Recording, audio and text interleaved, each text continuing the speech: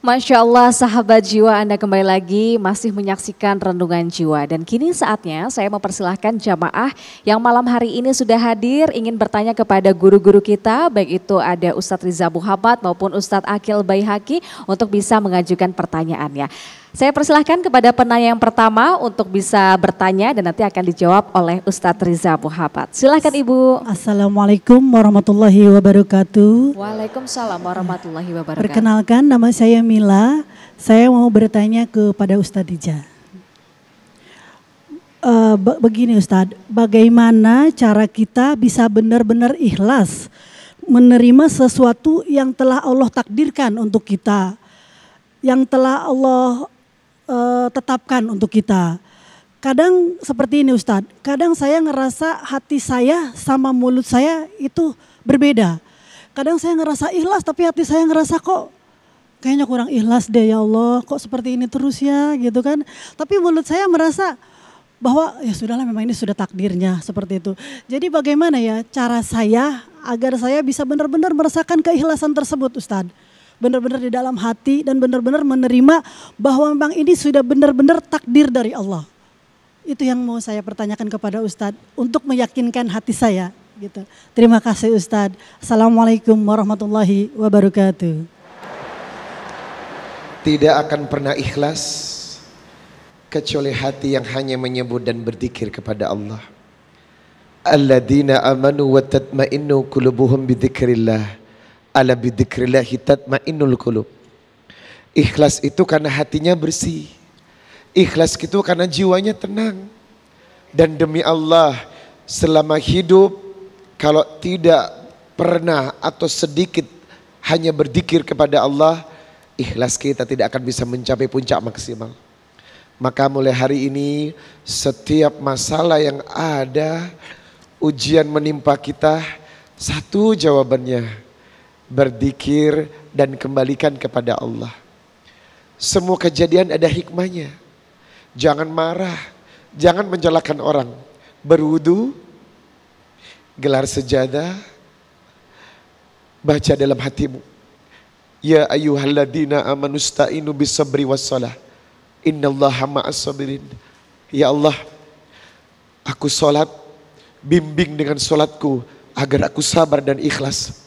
Karena dengan sholat dan khusyuk banyak mengingatmu, maka insya Allah keikhlasan sejati akan hadir dalam hidup kita. Jangan curhat, gak perlu teman, curhat hanya kepada Allah. Kadang teman itu khianat, gak perlu, kita hanya butuh Allah.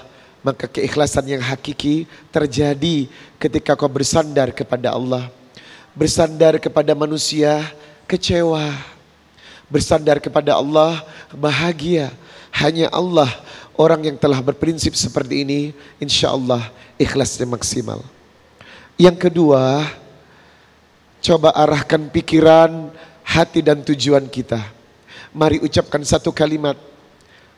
Inna solati wa nusuki wa mahyaya wa mamati lillahi rabbil alamin. Ya Allah, salatku, ibadahku, hidupku, matiku hanya untukmu. Aku gak ada tujuan ya Rabb. Tidak pernah punya tujuan apapun. Langkahku hanya satu Allah. Tujuanku hanya satu Allah. Jangan pernah ada tujuan lain. Orang yang bergerak karena Allah, hatinya karena Allah, dia melakukan aktivitas karena Allah, dia hidup karena Allah, maka demi Allah ia akan mencapai keikhlasan yang hakiki. Orang yang betul-betul melangkah semuanya karena Allah, semuanya akan mudah. Maka mulai hari ini coba tanyakan kepada diri kita, apakah hidupmu betul-betul untuk Allah? Apakah ibu mencintai suami karena Allah? Apakah berumah tangga karena Allah? Apakah memiliki keturunan karena Allah?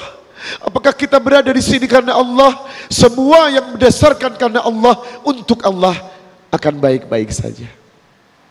Maka insya Allah orang yang berangkat, melangkah, semuanya karena Allah, hidupnya akan baik-baik saja. Bunda, mari mulai hari ini pulang dari tempat ini, tanyakan kepada hati kita, apakah Anda ikhlas karena Allah? Apakah selama ini hidup kita sudah karena Allah? Berbicara, berbuat, membantu karena Allah? Kalau memang karena Allah, insya Allah semua akan baik-baik saja. Barakallahu fiik. Masya Allah, jika semua karena Allah, insya Allah semua akan baik-baik saja. Itulah nasihat untayan hikmah dari Ustadz Riza. Selanjutnya saya persilahkan kepada jamaah yang kedua untuk mengajukan pertanyaan, akan dijawab oleh Ustadz Akil. Silakan. Bismillahirrahmanirrahim. Assalamualaikum warahmatullahi wabarakatuh. Waalaikumsalam warahmatullahi wabarakatuh. Perkenalkan, nama saya Nita, Ustadz. Terima kasih atas kesempatannya. Izin bertanya, saya kadang merasa sudah melakukan banyak hal untuk membantu orang lain seperti saudara, tetangga di saat merasa kesulitan tetapi tidak dihargai. Apakah itu juga termasuk bentuk pengorbanan? Dan apakah pengorbanan hanya sebatas materi seperti kayak hewan kurban atau bisa juga berupa waktu, tenaga, dan perasaan? Lalu bagaimanakah kita bisa mengamalkan nilai pengorbanan dan keikhlasan itu dalam kehidupan modern di saat seperti ini? Terima kasih. Baik, langsung akan dijawab oleh Ustadz. Masya Allah, luar biasa. Pertanyaannya banyak sekali ya. Alhamdulillah, pertanyaan tersebut kita harus ingat kembali. Bahwasanya ketika kita melakukan banyak pengorbanan, melakukan kebaikan ke banyak orang, hati kita ini niatnya untuk apa? Untuk Allah? Untuk ibadah? Atau hanya untuk pamer, ria, pengen dipuji? Kalau kita melakukan sesuatu kebaikan pada orang lain, pengen dipuji, pengen dihargai, pengen dihormati, maka hal itu biasanya akan membuat kita satu, sakit hati, kecewa, gelisah, merasa tidak dihargai, merasa pengorbanan kita nggak ada harganya. Kenapa? Karena kita tidak lillahi ta'ala. Maka tadi betul, inna sholati wa nusuki wa mahyaya wa mamati, itu segala sesuatu itu karena Allah. Kalau kita niatkan apa yang kita lakukan, ibadah yang kita lakukan, segala sesuatu amal-amal soleh yang kita lakukan itu karena Allah, maka kita tidak akan gampang sakit hati. Kita tidak akan gampang kecewa. Ketika anak kita tidak nurut pada kita, kita tidak gampang kecewa. Ketika ada orang lain tidak menghargai kita, kita tidak akan kecewa. Kenapa? Karena yang kita lakukan hanya semata-mata karena Allah Subhanahu wa ta'ala. Maka pengorbanan-pengorbanan yang kita lakukan ini harus kita pahami. Tujuannya untuk apa yang kita lakukan? Apakah kebermanfaatan atau tidak? Maka kayak tadi ada narasumber-narasumber kita, ada Kohani, ada Jaliana. Beliau menyampaikan bahwasanya segala sesuatu yang dilakukan ini untuk umat. Untuk melakukan kebermanfaatan. Inilah bentuk salah satu pengorbanan dalam hidup kita. Ketika hal itu misalkan dalam bimbingannya, ketika kita berdakwah melakukan sesuatu, kemudian hal itu membuat kita tidak nyaman, kita tidak merasa sakit hati, tidak merasa kecewa. Kenapa? Karena yang kita lakukan adalah untuk sesuatu yang positif, yang baik. Karena kalau kita mencari ridhonya Allah, mencari nikmatnya Allah, mencari cintanya Allah, maka kita harus sampaikan segala sesuatunya itu untuk Allah. Jadi kalau kita hanya untuk sesama manusia, maka hal itu akan membuat kita gampang kecewa, gampang terluka. Ada omongan tetangga nyakitin kita, kita sakit hati. Ada suami kita yang kadang tidak nurutin kita, kita kecewa. Kenapa? Karena kita berharap pada manusia. Maka janganlah kita mulai berharap pada manusia, berharap sama Allah. Karena Allah akan mengetahui apa yang kita lakukan. Wa allaisa lil insani illa ma sa'a. Kita akan mendapatkan sesuatu dari apa yang telah kita usahakan. Jadi kalau kita mengorbankan hidup kita, materi kita, pikiran kita, perasaan kita di jalan Allah, untuk kedekatan kepada Allah, maka Allah akan membalas itu. Kita akan mendapatkan itu, hadirin sahabat jiwa yang dirahmati Allah Subhanahu wa taala. Allah akan selalu menepati janji-janjinya. Itulah yang disampaikan dalam Al-Qur'an tadi. Kalau kita melakukan sesuatu ini karena Allah, berjuang di jalan Allah, maka Allah akan memudahkan segala sesuatunya untuk kehidupan kita. Jadi janganlah kita gampang kecewa pada manusia. Maka kita harus memperbaiki niat kita. Maka ulama seringkali mengatakan dalam sebuah riwayat, innamal a'malu binniyat. gitu ya. Segala sesuatu tergantung pada niatnya. Kita niatnya untuk apa? Kita membantu saudara kita, rekan kita, tetangga kita, orang-orang di sana untuk apa? Kalau kita niatkan itu semuanya untuk Allah, di jalan Allah, maka yang menggantikan adalah Allah. Ini yang paling penting. Karena ketika, lagi-lagi saya mengatakan, ketika kita berharap pada manusia, maka yang ada muncul rasa kecewa, sakit hati, dan bahkan kita merasa tidak dihargai. Itu yang terkadang membuat kita sedih. Maka kita harus melepaskan itu, mengikhlaskan itu. Kita pasrahkan semuanya di jalan Allah, melakukan sesuatu karena Allah. Maka insya Allah ketika kita melakukan sesuatu karena Allah, Allah akan menambahkan rasa cintanya kepada kita, dan kita ditanamkan dalam hati kita rasa cinta yang begitu dalam kepada Allah, rasa sayang kepada Allah, dan segala sesuatu yang kita lakukan karena Allah Subhanahu wa Ta'ala. Mudah-mudahan itu yang bisa kita lakukan, sehingga dalam pengorbanan ini apapun, baik itu dari tenaga, pikiran, perasaan, harta, jabatan, semua kita infakkan di jalan Allah. Kita lakukan di jalan Allah. Kalau kita infakkan di jalan Allah, mudah-mudahan Allah senantiasa membimbing kita di jalan yang baik, yang sesuai dengan apa yang Allah kehendakkan kepada kita. Amin ya rabbal alamin. Terima kasih. Amin amin ya rabbal alamin. Jadi intinya adalah gantungkan harapan hanya kepada Allah ya Ustadz ya. Masya Allah. Baiklah sahabat jiwa, kita akan jeda terlebih dahulu. Usai jeda kita akan berdoa dan juga bermuhasabah bersama. Jadi jangan kemana-mana, tetap di Renungan Jiwa.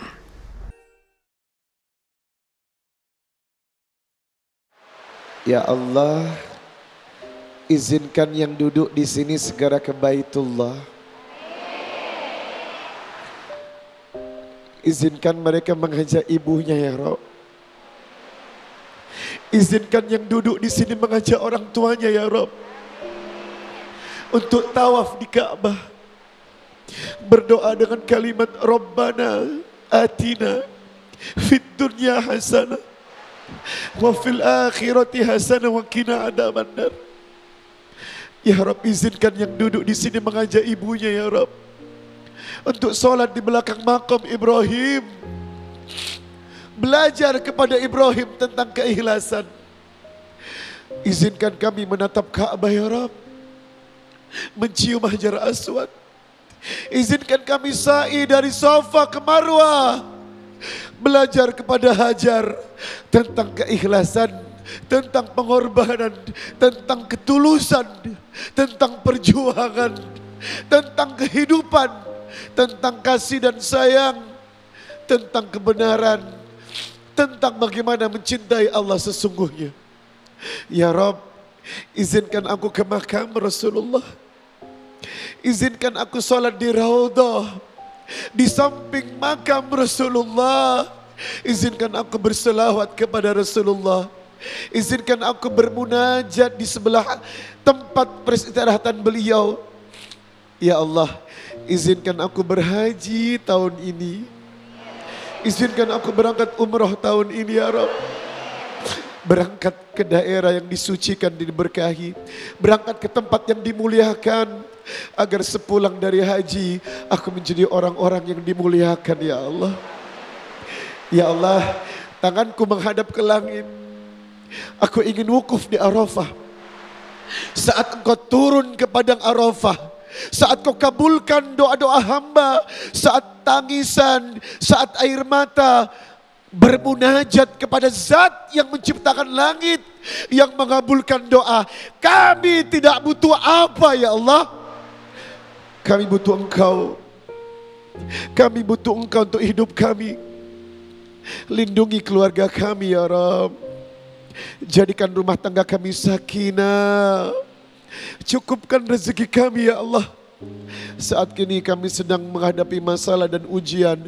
Mampukan agar kami mampu seperti Ibrahim menghadapi ujian dan cobaan yang begitu besar. Ya Allah, sepulang dari tempat ini, luaskan hatiku untuk Baitullah. Sepulang dari acara ini, rindukan aku ke Ka'bah. Aku ingin di Ka'bah.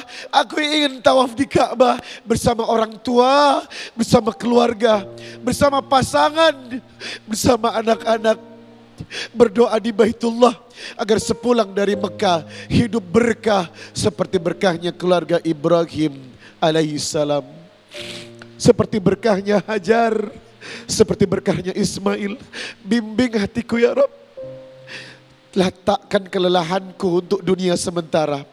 Izinkan penuhi jiwaku hanya menyebut namamu dan berdoa kepadamu. Mari kita bertalbiyah, ikuti saya. Labbaik Allahumma labbaik,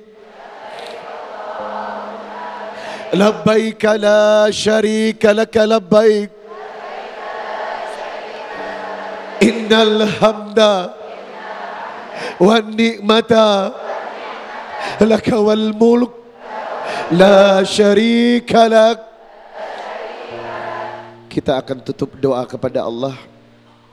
Semoga air mata yang kita sampaikan hari ini, semoga doa yang kita panjatkan memudahkan hidup kita lebih baik dan mengajak semua yang duduk di sini segera ke Baitullah atas izin Allah.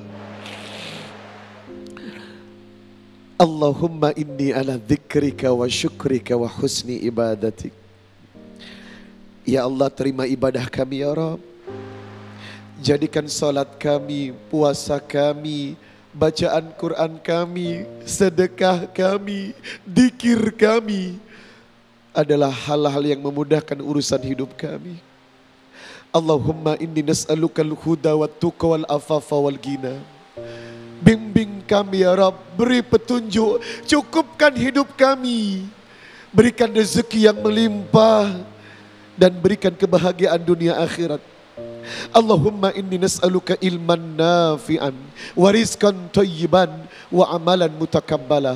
Ya Allah, terimalah apa yang kami lakukan sebagai bentuk ibadah kami. Ampuni dosa kami, cukupkan kehidupan kami. Rabbana atina fid dunya hasanah wa fil akhirati hasanah wa qina adzabannar. Subhana rabbika rabbil izzati amma yasifun wa salamun alal mursalin walhamdulillahi rabbil alamin. Mari saling berpelukan seolah-olah Anda sedang wukuf di Arafah sambil bertalbiyah. Labbaik Allahumma labbaik, labbaik la syarika lak, labbaik Allahumma labbaik, labbaik la syarika lak, labbaik Allahumma labbaik, labbaik la syarika lak, labbaik la